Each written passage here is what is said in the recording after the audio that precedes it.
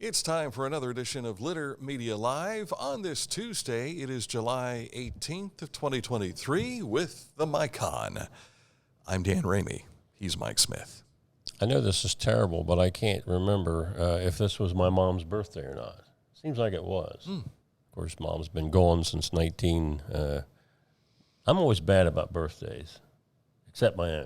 I can remember Mom and Dad's birthdays. The difficulty for me is remembering the year that they passed away. Yeah, sometimes it runs together. I want to say Dad was 1994, and I think Mom was 2012, I think. And if my sister's watching, she'll let me know. Well, if Aunt Ruth's tuned in, she's probably texting me right now, Mike, your mom's birthday was such and such. It's like, come on, Mike. Yeah. Step up to the program. But Mom and Dad were married on August 6th. I remember that much, of 1949. Hiroshima. And if it was on a date of history, I could remember that. Well, is it a birthday in history? Well, sure, but yeah. Well, and Missy and I got married on September 11th of 1982. That's a tough one. And everything was fine and dandy until 9/11 happened. Yeah. And then it's like, oh my gosh, they've done something infamous on a day that we celebrated, up to that point. Welcome to the program.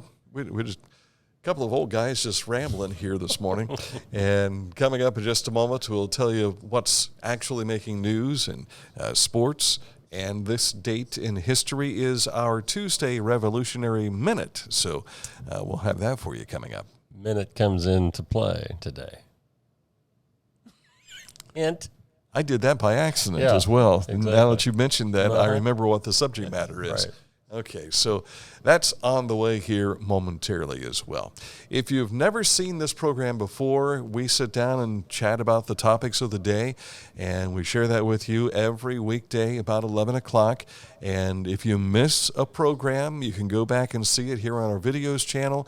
You'll also find us on our YouTube channel as well, so you can check that out, and it's all free. That's all the best part. Yes, and we ask that you also support our sponsors, like you see, like in the lower corner of the screen right there. Support Rathcam Financial. You'll see Accurate Heating and Cooling coming along. You'll see Kingston National Bank, Pickaway Ross Career Technology Center. McDonald's was our first advertiser. So if you have the opportunity to support our sponsors, let them know that you are there as well, because this wouldn't be possible without the folks that are. And these are the top dogs that we have that are rotating right down here. Yeah. So, all right, coming up, we'll take a look at all that. But first, we start with our weather. And yesterday, we had a gully washer through town. Yeah. When I was away from the state for a week, I came back, and at least where I live, we didn't get much rain. Yesterday afternoon, I was still in Chillicothe. It poured down. Yes. Some folks that live 2 miles north of me said they had 2 inches of rain and hail. I don't think we got any of that where I live. Really? But last night, it got us. There was a severe thunderstorm that came up out of Fayette County, where we're located near Frankfort. We're kind of like in the extreme northwest Ross County. We got a bit of that, 70-mile-an-hour winds. We got made up for later in the evening. But as far as today, as you can see on our weather map, which you can find at littermedia.com, kind of a mixture of sun and clouds with a chance of some late afternoon activity. From what I was hearing earlier, although our map here seems to indicate that chance of rain late tonight, that could play havoc with the Reds again tonight. Tomorrow's supposed to be a little bit of a break, but then rain back on Thursday. I'm planning to mow on Wednesday if that holds up. So keep your fingers crossed. I have a scheduled engagement on Saturday, and I'm hoping not to have to mow the rest of the day on Saturday. So I may try and cut out of here early on Friday and get some of that mowing done. He's in on the puns today. He's cutting out of here. Yes. My son, who had surgery on his leg here a few weeks ago, he's the one who does most of the mowing. I usually do the Ramey Ranch, and then he does his place and my in-laws. But since that surgery, I've been doing it all. And happy to have my Simplicity zero-turn mower from Hometown Motors Incorporated. And you might think, oh, he's endorsing it because he's getting paid to do so. Well, not the case. I bought mine. Yeah. So, but just very happy to have that. That little Simplicity has done everything it needs to do. That's why they sell them down there, yeah. You betcha. So stop in and see our friends at Hometown Motors Incorporated, 818 Eastern Avenue in Chillicothe. I threw that in for free. Mm-hmm. All right, coming up, we'll take a look at what's making news for us today here on Litter Media Live. It's time to get serious about your lawn. It's time to step up to the best mower brand money can buy. For nearly 4 decades, Skag has been the easy choice for lawn care professionals. Don't settle for anything less than simply the best when it comes to mowing your lawn.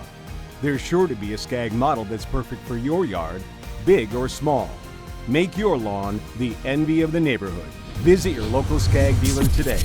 Skag, simply the best. You haven't had vodka soda like this.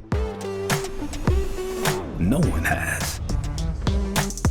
Made with the world's smoothest vodka plus real juice. New White Claw Vodka Soda. Time to take a look at what's making news for us across the Scioto Valley, and we begin with saying goodbye. Yeah, I was attending a meeting yesterday, and you never know when you're going to stumble into a news story. Well, that's kind of what happened yesterday as Ross County Emergency Management Director Paul Minnie announced his retirement starting in about a month or two.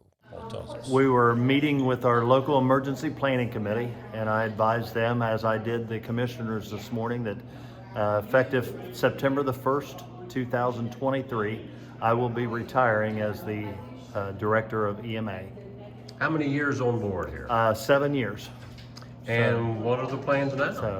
Well, actually, I do plan on going back and working at Southeastern as a sub school bus driver, and maybe working with a student inside the building. So what will be the process for choosing your successor? The commissioners have it all set up to where they will hire the next EMA director, whether it's the deputy director that we have currently, or whether they will interview people from the outside.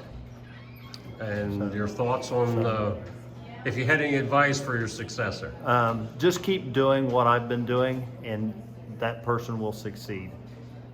I like that suggestion right there. Yeah, just keep it up.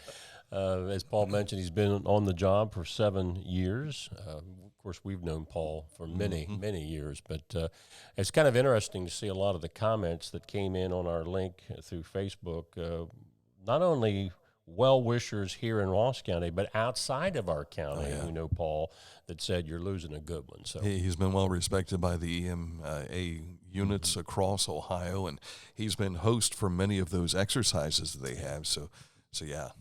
He deserves every good word he's getting. Yeah. So stop by the office before September 1st to wish him well, because that will be his last day on the job. And if there's a tornado that happens on the 2nd, don't call him. Don't call him. Call the new guy. It'll be somebody else, yeah.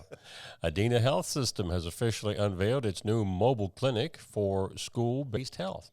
The clinic, which went effective yesterday, will travel to partner school districts each month to assist with any medical emergencies that may arise, provide help to students in managing chronic health conditions, and other services as well. Now, to begin with, there's 5 partner school districts involved. That's Adena, Huntington, Miami Trace, Pickaway Ross Career and Technology Center in Unioto, but plans for the mobile clinic to be expanded to additional school districts for 2024, but that's one of the 2 clinics inside that mobile clinic. It's pretty slick. It'd be nice to maybe connect with Adena Health, see if they give us a little tour. Sure. And walk through this. I'm sure that Jason could line that up for see us. Mike behind the wheel of this. And you think we could get Mr. Litter to do something like this for a Littermobile? I don't think that we need to have, the examination Well, rooms as old as we are, we could use a clinic. John Madden used to have somebody that was a chef that traveled with him on the bus. Maybe we need a clinic. Instead of that back room back there, maybe that could be a bathroom. Well, that'd be handy, yeah. Or a reading room, or which a bathroom sometimes is a reading room, yeah. Chillicothe Tree Commission meeting is at 5 o'clock this afternoon. That's in the Rotary Shelter in Yoctangi Park. The Rotary Shelter is about 100 yards southwest of the Armory near the lake on Enderlin Circle. Fairfield Special Edition tomorrow morning with Kimber Cato of the Fairfield County Park District. That'll go out at about 10 o'clock tomorrow morning on our Litter Media social media such as YouTube, Facebook, and so forth. Looking forward to having you hear what we talk with Kimber about this morning. Highland County Health Department and the Highland County Commissioners are providing another free Community Dumpster Days event, July 18th from 9 to 4 and July 19th from noon to 5:30. Now, that will be at the Highland Holiday Community Dump, which is located at the Holiday Way at Rocky Fork State Park. Now, after that, there will be just 2 more in the summer, and that is for August 15th and 16th in Greenfield. You can go, by the way, to the Highland County Health website or their Facebook page to get more information. Chillicothe's annual Hope Fest Planning Committee is now accepting nominations for this year's Recovery Advocate of the Year Award and Peer of the Year Award. You need to submit those nominations by August 11th. Going through Facebook yesterday, we've done a number of stories, of course, about Logan Elm's new school campus. Well, when you get a new campus, oftentimes this is what happens to the old buildings, and they are coming down. Thanks to Jason Beavers on Facebook for taking a few snapshots of the demolition project of the old Logan Elm High School. They need a dumpster. Yeah, several, that looks like. But, yeah, that's they're really excited about getting into their new facilities this fall, and as we were kind of joking, no turning back now. You got to go. It's either get there in the new building or delay, but I don't know of any delays that are happening there. So that's the old going goodbye. So I'm sure some fond memories from a lot of kids that went through the Logan Elm School District over the years. Join the Ross County Genealogical Society at 303 South Paint Street, July the 18th from 7 p.m. to 9 p.m. for their speaker series featuring retired Lieutenant Colonel Robert Leach. Mr. Leach will be discussing the stories behind the names of those who did not return from war. And forgive me, I don't think I had a graphic for that. So Gotcha. Mark your calendar for, well, if you want to see more on that, go to our friends at the Ross County Chillicothe Convention and Visitors Bureau. They had that we shared on our website. Mm-hmm. Mark your calendar for the summer concert at the Chillicothe First Presbyterian Church featuring the BBJ Project and the Community Bell Choir. It's a free event. While you're enjoying fabulous music, also indulge in some free hot dogs and ice cream. Bring your own lawn chairs, Saturday, July the 29th from 6 to 8 p.m. at 13 Mead Drive in Chillicothe, which, of course, is the location of First Presbyterian Church. The Ohio Highway Patrol joins forces with other members of a 6-state trooper project to focus on the move-over violations. Now, this is where you're driving down the road and you see a tow truck or law enforcement vehicle on the side of the road. Move over into the other lane when it's safe to do so to make sure that those emergency vehicles on the side of the road are kept safe. And that initiative is going on now through this coming Saturday. But again, Ohio is one of 6. The other states involved are Indiana, Kentucky, Michigan, Pennsylvania, and West Virginia. As we told you yesterday, it's county fair season. Just a reminder of the schedule of events, being that it's Tuesday. Over in Washington Courthouse, the Fayette County Fair has the NTPA truck and tractor pull at the grandstand tonight at 7 o'clock. I'm excited about tomorrow, noon, the preliminary wiener dog races. Ooh, I bet that's...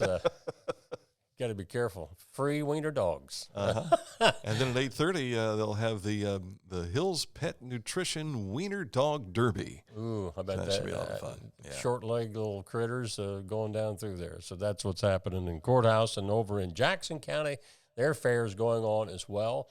You can see what I'm blocked out by the camera. I think it's truck and tractor pulls tonight for their grandstand entertainment in Jackson County at 7 p.m. That's the Southeast Ohio Pooling Series. Gotcha. Not to be confused with the other one. I can't imagine them doing it both at the same time. Oh, no. I wouldn't think so. So a lot going on, and, of course, we're just a couple of weeks away from the Pike County Fair getting kicked off. Our road report today, we go down to Scioto County. Work is underway for a project that will perform repairs on multiple bridges on Lamp Black Road and McEltree Road in Shawnee State Forest. Now, the impacted roads will be closed for this construction.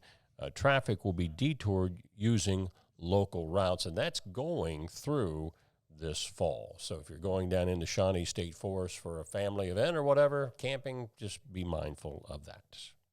And those are your topics for the day. All righty. I just had a text from my son just a moment ago. Had nothing to do with mowing, but something that I saw a bit of a teaser on yesterday, and now I'm kind of excited about it. So we'll tell you a bit during sports here in just a moment. I wish I could show it to you, but I don't have time to prepare it to be able to show on our show. I may have to walk my phone up and show it on the camera here in just a moment. All right, Accurate Heating, Cooling, and Plumbing, your trusted comfort advisor.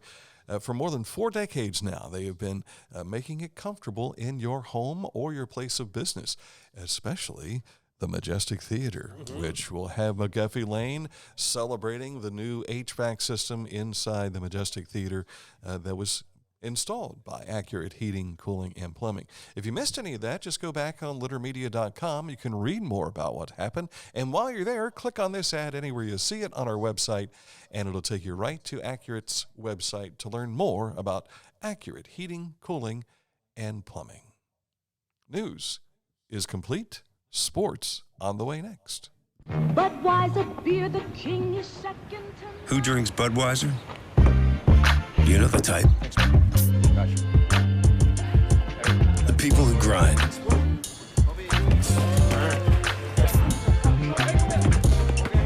Those who don't back down.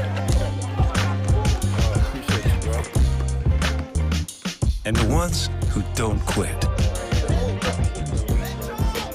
They say all people are 6 degrees of separation away from each other. But some are just a 6-pack away. The people who share the same spirit, share the same beer. This Bud's for you.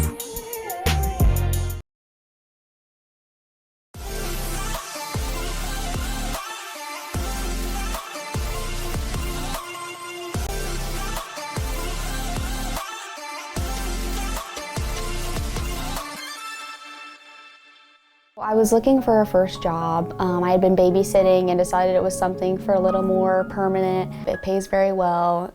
It's convenient. You can make your own schedule with the flexibility.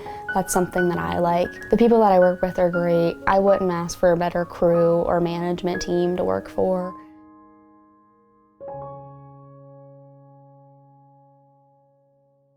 At Rathkamp Financial, we offer customized investment solutions and superior client service. We believe in long-term relationships and working to earn your continued trust. Our greatest satisfaction comes from working with clients for many years and helping them realize their dreams. Time now to take a look at sports, and where are we starting? American Legion regional baseball tournaments. We told you about the start off of that yesterday. Let's start here in Chillicothe at VA Memorial Stadium. Now, Chillicothe Post 757 started the day out with a 10-3 win over Waverly Post 142. And then in the finals of the winner's bracket, Yeager Benson Post, which is based out of Cincinnati, this was a toughie. Yeager Benson wins it 2-1. Both teams had great pitching performances, so Yeager Benson goes to the winner's bracket. Chillicothe drops back into the loser's bracket today. At this hour, Hillsborough and Waverly are playing the first game of that elimination tournament. The winner of that will play Chillicothe Post 757, I believe, at 1 o'clock this afternoon or 1:30. And then the winner of that game will go up against Yeager Benson tomorrow morning for the championship. So Yeager Benson's kind of been hanging out just waiting for somebody to play. Yeah, and the only way that they wouldn't be able to go is if Yeager Benson would lose 2. Now, ironically, That's exactly what happened last year. Jaeger Benson lost the first game of the tournament and then ran the table the rest of the way to go to the state tournament. Now, in the other nearby regional Legion tournament in Logan, Lancaster Post 11, they were playing in the championship round against Pickerington, but lost 2-1. So today, it's a winner-take-all game at Logan for a trip to the state tournament in Lancaster next week. And, of course, that's where the Region 5 winner out of Chillicothe will be heading next week as well. But we'll keep you posted on our Twitter later today on how those games are coming on. Twitter. Paints, big win last night over Lafayette, 7-0. And now move on to Normal to take on the Corn Belters tonight, so they're still on the road. Now the Redlegs trying to snap a 4-game losing skid. Well, the rains got the better part of all of this. Is that lightning bolts coming down through there? That is kind of looks like the natural, doesn't it? You know, when they put in these light stanchions and GAPP, there are these lightning rods on top of them that were designed to direct, or I guess attract the lightning to keep it away from everyone in the stadium. I remember when they first opened GABP, Pat Hyland and I were taking the tour, and they were explaining about those. Right. Hard to believe it's, 12 years later now that we're seeing this come to fruition. This is how it works. Wow. Well, they were 2-2 in the top of the 8th. The Giants have runners at second and third with one out when the game was suspended for about an hour and 50 minutes. They eventually said, too wet. We've got to move the remainder of the game, so they'll pick it up where they left off in the 8th inning at 5:40 today, and then once that game is completed, they'll play the regularly scheduled game. Now, what was actually making the national news this morning? Did you see what happened to the ground crew? Oh, I watched it live. When they were pulling that tarp, one of the grounds crew fell and got covered by the tarp. I mean, he's like a mile back into that tarp and is having to eventually crawl out to get out from under it all. I was telling Missy when the rain delay came on, I said, this is my favorite part. I hope they stay with it because you watch these guys, they pull the tarp out, they do everything they need to do, and then the wind got underneath of it, and the one big fella, good thing he was a big fella, or else he might have been dragged with that tarp. And it's my understanding that guy wasn't even part of the ground crew. He was one of the front office guys that was on the field. He had to jump in, I guess, for the guy that got caught on the tarp. And I think they drive some kind of a stake in the ground, and then they loop that handle into it. Once they get it down into place, and there was a fellow walking around with a bucket, he's got all the stakes in the bucket, and then they put it down once they get it secured, so to speak. Yeah, my cousin Bruce used to do this at Riverfront Stadium. Oh, is that right? And so there's a lot of hard work that behind the scenes that a lot of these guys. So again, they'll pick it up where they left off at 5:40 today. And what's really cool is they know that it's coming, and it's like if you ever seen a pit crew for a NASCAR pit stop, they're like standing on the wall, getting ready to make this happen. Yeah. So there you go. It's part of the wonders of sports. Yes. The Guardians. Slugfest last night, at least on their part, 11-0 over the Pirates. Remember how the season started?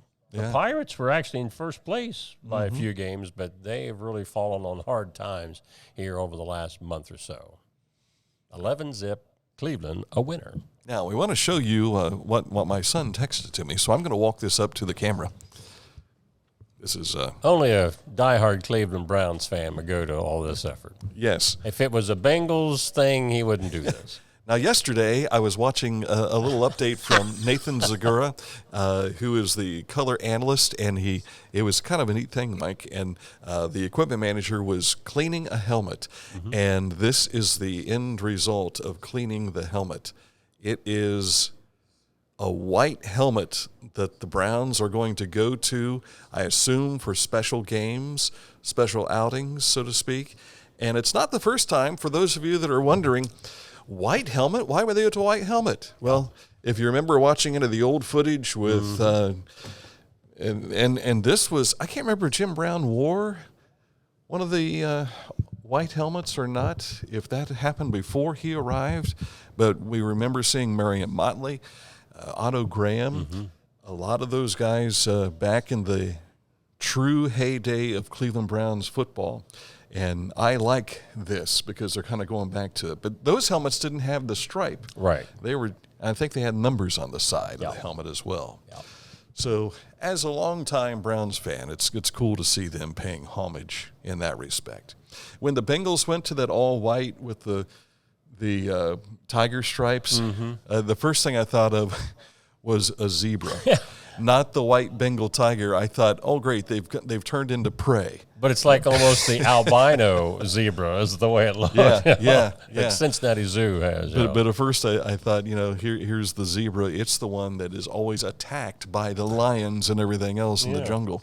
And then it's like, oh, the white Bengal tiger. Okay, I got you. All right, that's a look at sports for you today. Coming up in a moment, we'll get you caught up to date on our revolutionary moment, which is just around the corner.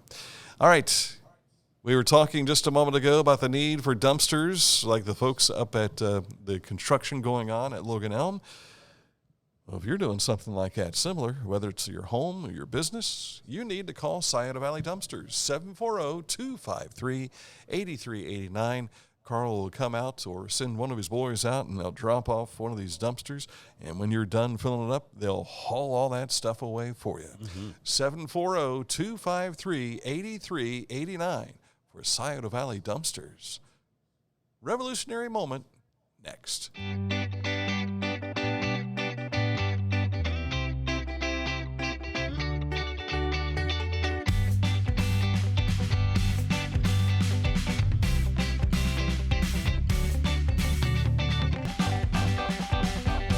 For transportation options in Ross County, call Ross County Health District's Mobility Management Team, 740-779-9652.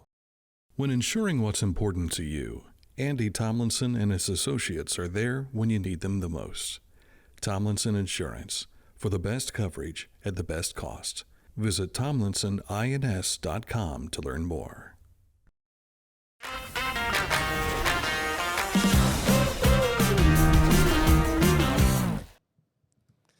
It is time to get you caught up to date on revolutionary moments, thanks to the Nathaniel Massey chapter of the Daughters of the American Revolution. Yes. In modern times, when you think of Minutemen, you think of missiles, the Minuteman missile. Well, originally in our country, the Minutemen were members of the organized New England... Which I forgot to put the graphic up. Go ahead. I'll see if I can prepare this later. The organized New England colonial militia companies trained in weaponry, tactics, and military strategies during the Revolutionary War. They were known for being ready at a minute's notice. Unlike me right here. Yeah. Minutemen provided a highly mobile, rapidly deployed force that enabled the colonies to respond immediately to military threats. The Minutemen were among the first to fight in the American Revolution. Their teams constituted about a quarter of the entire militia. They were generally younger, more mobile, and provided with weapons and arms by their local governments. Looky here, I finally tracked it down. There he is. Now, this is a photograph of the statue representing Captain John Parker. It was sculpted by Henry Hudson Kitson and erected in 1900. This statue in Lexington, Massachusetts, is commonly called the Lexington Minuteman. And it only took me about a minute to get it up there. How about that? How appropriate. Yeah. Got his musket all ready to roll. Maybe that's why I don't remember having anyone in my family that was a part of the Revolutionary War. So we were probably... I don't know, on the other side, I don't know. You joked that when you die, you've told the mortician to roll you in 10 minutes late for the funeral? That's true. I am a late minute man, I guess, in that regard. Minutes man. So, yeah. Something like that. Yeah, I've often said, I'm late for everything, it seems. And so I told him, I said, make sure everybody is seated before you wheel in my casket. And don't you be that person that's going to mess it up. I don't want anybody showing up late. Yeah, yeah. That's Only my Dan. job. That's Dan. my job. Don't steal his thunder that day. Yeah. What's the latest you were ever for radio? The latest getting to work when you were supposed to be there? That's a good question. Might have been the day that I went off the road in the snow. Remember that morning? I do. This was pre-cell phone days, and I saw this line of tracks going into this curve down my Valley Road off 772, and I thought, oh man, that poor fella. And I saw his pickup truck sitting down and I could not get out of his tracks. There was about 5 or 6 inches of snow that morning. Yeah. I could not get out of those tracks, and I ended up, boom, right in behind him. I got out on foot. I started walking. This is why you always have a flashlight with you in your vehicle. I had that so that no one would run into me. And someone pulled over, offered me a ride. It was a small, little, tiny pickup truck. Fortunately, they let me ride in the cab, not hop in the back. But we got in the cab, and I was hoping they would at least take me to the bottom of Carlisle Hill. And they said, nope, sorry, we can't do that. I'm going to have to kick you out here at Main Street by US 23. Wow. And so I had to walk that. I stopped at a payphone to call you to let you know I was on my way. I made my way to downtown Chillicothe probably 25, 30 minutes later. I called again, and I got to the end of I'm carrying my briefcase and something else with me and getting splashed by people driving through the slushy snow. And I finally got to the base of Carlisle Hill. And so by the time I reached the top, I said to myself, I know there's a staircase here. Yeah. I'm not walking the long loop around. I'm going to take the stairs. I took the stairs. I got to the top. By then, it was close to maybe 7:15. So we're closing in on an hour and a half late. But I will tell you, I had to speak at our church that night. I got a sermon out of this whole deal because I could see where the radio tower was when they let me out. I knew what my destination was, and that was to reach the top of the hill where the radio tower was.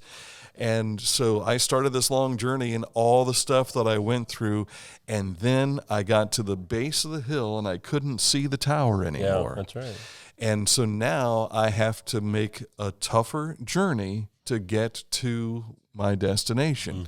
And while I'm walking up there, I've got dogs on this side and dogs on this side barking at me, and I'm going through, but I had to be determined to get through there. Now, why in the world are you going through all this story, Dan? Well, in the evangelical side of this, once I got to the top of the hill, I could see the radio station tower again. Picture that radio station as a cross instead. Yeah. So our journey is to get to the shadow of the cross so we can be and cling to the cross, where Jesus died for our sins. And so it was as if, okay, I'm getting closer to the cross, but boy, the travel is getting harder. And so I had to make enough gumption to get up that hill. And then when I got to the plateau of the hill, it's like, hey, smooth sailing the rest of the way. Yeah. Then you had to swallow the pride that you had when you got there because you knew that your vehicle was stuck in the and you're showing up late for work. You've been through all this horrible stuff, and you finally get where your destination is. And it was well worth it because I had a message to share that night behind the pulpit. God said, you just have to work a little harder for this one. Yes. Yes. He never said it would be easy. Yeah. The latest I ever was working at WCHI, which at that time was a daytime only station, meaning at sundown, the station gets turned off. Now they just So if you slept power. through that, it's too late. It's all right. And usually when I would get up to do the morning show, it's dark. Well, the phone rings, and I look up out the window, and it's light, and I'm thinking, this is not good. Yeah. It was actually a listener to the radio station calling me at home, and it was not a relative. They said, Mike, are you coming to work this morning? And I said, oh, my gosh. Who is this? So as I threw some clothes on, I'm flying down to Chillicothe, coming around the outer belt to get to Eastern Avenue, where WCHI was located at that time. I passed our office manager, Claire Matheny, in her pickup truck. And I beeped the horn, and when she looked over, the expression on her face was priceless. It was like, what are you doing out here? She apparently didn't have the radio station on to know that there was nothing on the air at that time. But that's probably the latest. I think I got there by maybe quarter till 7. I think we were supposed to be signing on at 6 at that particular time of the year. So when you work mornings, you got to be ready. And if you stayed up too late, and both of us, we used to do late night ball games. And there's been a number of times coming back from Mount Vernon or Delaware or Marietta and have to be on the air the next day. That was a challenge. But I will tell you that there was a moment where I was just getting used to doing mornings. And I remember, oh my gosh, I'm going to be late. I got up, I hopped in the shower, and I'm like, something just told me, take a look at the clock. Yeah. And I opened up the curtain, and I see it's 1:30 a.m. That same thing happened to me, although we weren't in the same shower at the time. I think it was about 1:30. We were working for separate stations at the time as well. Oh, golly. So, and the downside was I lived at 47 Pullman Road. WBEX and WKKJ, when they were on the hill, was at 40, I can't remember the street number. Isn't that terrible? But I can't remember. Just like 3 doors up from where I lived. But I worked downtown at Stereo 94 at the time. And then, I don't know why I never could move closer to the radio station when I started working there. Yeah. I moved down to Pike County. Away, So, It's kind of wild. When everything went 24/7, you usually had somebody still on the board that could fill in for you. But if you were like a daytime station, or when they went automated in the overnight, if you weren't there, there was nothing going on. I remember there was a snowstorm one year when I came in, and all the lights in Chillicothe were off. I think it was maybe one of the ice storms, not the real bad one at Christmas. Because you were on vacation because Josh Taylor was working for you. He'll never let us forget. Oh, yeah. This was so wild. It was almost like the movie that The Shining. Because I'm coming down High Street, no lights on except my headlights, and all of these trees are hanging so low with ice all over them. I'm thinking, what is this? Am I dreaming this, or is this real? So some strange things that happen when you work the morning shift in the radio days. There was another moment where Dave Smith showed up at my house. That's so funny. Well, actually, the apartment. They're on Pullman Road, and I come down, and I'm like, who in the world is he? Because I'm thinking it's a Saturday morning. And I open the door, and it's Dave Smith. He says, you coming to work today? Oh, it's Friday. I'll be right there. That's not good when the boss has to come to your door to get you up to go to work. Yeah. Well, the boss was the newsman. So, and he always, this was hilarious also. When the radio station was in the Falk Block, we were in the penthouse. And this was on the very top of the building there. You can see it when you go downtown. But that was where WFCB's studio was. And so every morning, about 6:56 or so, the first newscast was at 7. I would hear the door shut, and then there are steps you walk up to get to the office area, and then I would hear the newsroom door close, and I knew that Dave was there. And it was like 30 seconds before airtime. He would have the morning paper that he got from Eagle News. He would have some donuts that he got from Eagle News. He would also have a cup of coffee and all the mail. And so he would set all that down and then crack the mic. And when he would crack the mic, you would hear, Dave, starting the news. We'll be right back after this. And he would play the commercial. I had to get there early whenever, because I'm my dad. My mom was late for everything. My dad had to be there. He was a military guy, right? Yeah, absolutely. Hurry up and wait. Yeah. So. And I got to hurry up because I got an eye exam here in about 15 minutes. We got to wrap things up. See, when 2 old guys start talking memories, they just go on forever. All right. That's it for the program today. We do have a special edition coming your way to talk about the Boogie on the Blacktop it's a fundraiser for cancer prevention. So we'll tell you more about that in depth coming up later this afternoon here on Litter Media Live. But until then, another daily program tomorrow here on Litter Media Live.